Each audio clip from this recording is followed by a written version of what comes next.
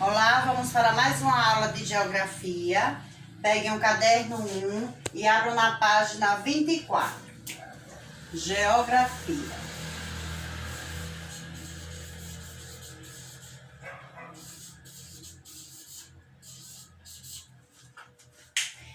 Antes da gente fazer o comentário de modos de vida em diferentes lugares do Brasil, que é o nosso conteúdo de geografia de hoje, quero lembrar vocês que hoje é o Dia da Água, não é?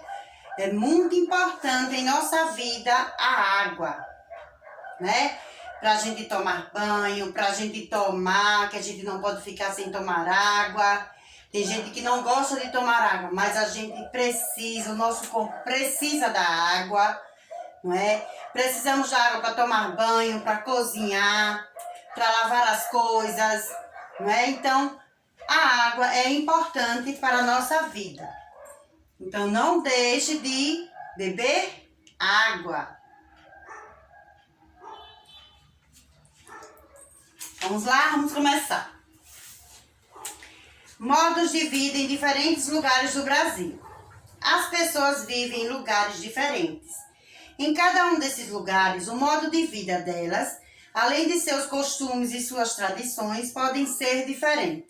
No Brasil, que é o nosso país, por exemplo, dependendo do lugar do país, o modo de vida das pessoas apresenta características bem distintas. Vamos ver o exemplo dessas crianças aqui, veja. Certo? Cada um em um lugar do Brasil. Observe que elas são diferentes, não é? Então, vamos lá.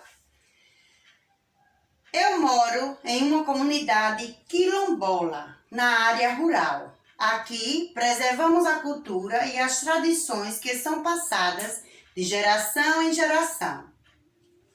E tudo que é produzido na roça é repartido em todos na comunidade. Nos dias de festa, a música e a dança me enchem de alegria. Então, essa primeira imagem aqui é do pessoal quilombola, que são descendentes de quem? Dos africanos. A segunda imagem temos: faço parte do povo indígena Paresi e moro no meio da floresta, na aldeia Uazaré. Minha grande diversão é sair para caçar com meu pai no meio do mato, que é a segunda imagem, né? De um indígena, de um índio. A terceira imagem, ela diz: eu vivo em uma comunidade ribeirinha, às margens de um rio. Aqui na comunidade, moramos em palafitas. Nossas casas são construídas sobre estacas de madeiras para não serem invadidas pelas águas do rio durante a cheia. O barco é o meio de transporte que eu e meus irmãos utilizamos para ir para a escola. Então, observem aí as casas, não é? Da terceira imagem. A quarta criança. Mora em um conjunto de prédios em uma cidade grande, que é justamente, ela mora aqui em São Paulo, né? Ela mora em São Paulo. Então, ela diz o quê? Que mora em uma cidade grande, acordo quase todos os dias antes das 7 horas da manhã para ir à escola. Ela é bem longe da minha casa. À tarde, quando chego em casa, depois de almoçar e fazer a tarefa, encontro com minhas amigas para brincar. A quinta imagem, que é este menino. Eu sou caiçara. Minha família e eu vivemos à beira-mar. Em uma pequena comunidade de pescadores, os homens da comunidade saem antes de amanhecer para pescar peixes e frutos do mar, para serem comercializados na feira de pescadores. Então, veja, os barcos, né, que os pescadores saem para pescar os peixes e os frutos para serem o quê? Vendidos, que é um meio de sobreviver. Modo de vida nas comunidades tradicionais do Brasil. Em nosso país, existem alguns povos e algumas comunidades cujo modo de vida de seus integrantes apresentam características muito peculiares, certo? Quer dizer, cada região tem sua cultura, tem suas tradições, tem sua religião, né? Então vejamos, a sua cultura, a maneira como cultivar a terra e criam animais, os hábitos alimentares, o modo de falar, de se vestir, além da forma como se organizam econômica e socialmente. Dizem muito sobre cada uma dessas comunidades e povos. Entre os povos e as comunidades tradicionais do Brasil estão indígenas, quilombolas, ribeirinhos e caiçaras.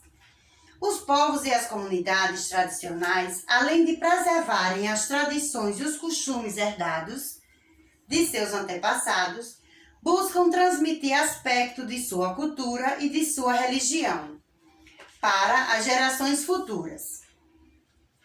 Conheça mais a seguir o modo de vida de duas comunidades tradicionais de nosso país, que é a comunidade quilombola. Os quilombolas são habitantes de comunidades negras rurais, que são compostas por descendentes de africanos.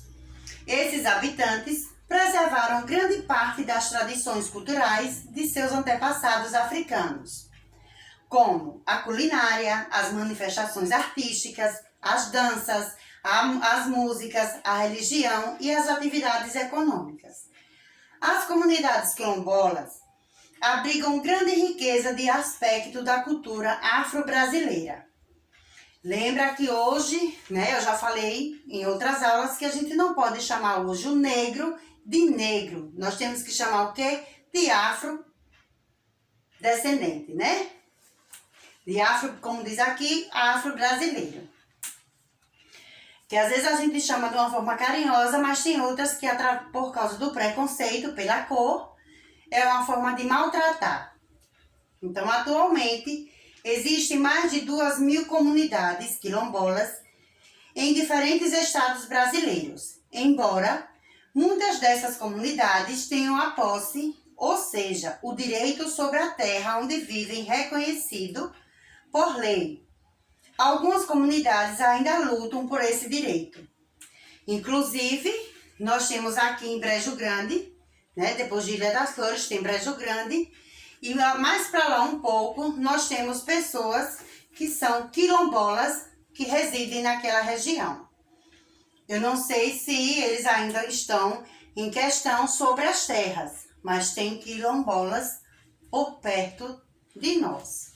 Então, aí vocês estão vendo a imagem de duas pessoas, que são quilombolas. Tudo que é produzido na roça é dividido entre os moradores e parte desses alimentos é consumido pelos integrantes da comunidade e a outra parte é comercializada geralmente na cidade. Então, o que eles plantam, eles dividem, eles trocam e a outra parte eles vão vender para comprar os produtos que eles não têm na roça.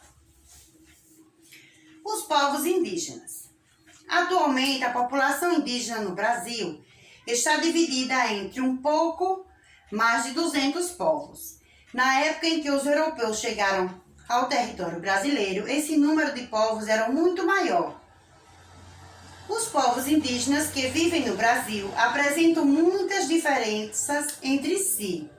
Cada um deles tem uma história única, uma língua, uma organização social, um modo particular de preparar os alimentos e construir as moradias, entre outras crenças e costumes próprios de sua cultura. Então, nós temos variedades, de índios, cada um com sua cultura, com sua religião, com seus costumes. Em nosso país, um número significativo de povos indígenas vivem em aldeias em meio à floresta, retirando da natureza parte do que necessita para viver. Aqui vocês veem a imagem ao lado de um índio pescando no rio, certo? Aqui é a moradia deles.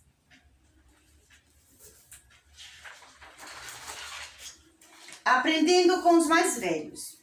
Entre os importantes aspectos das culturas indígenas, o respeito aos mais velhos e a transmissão de conhecimentos e memórias de uma geração à outra é muito valorizada entre esses povos.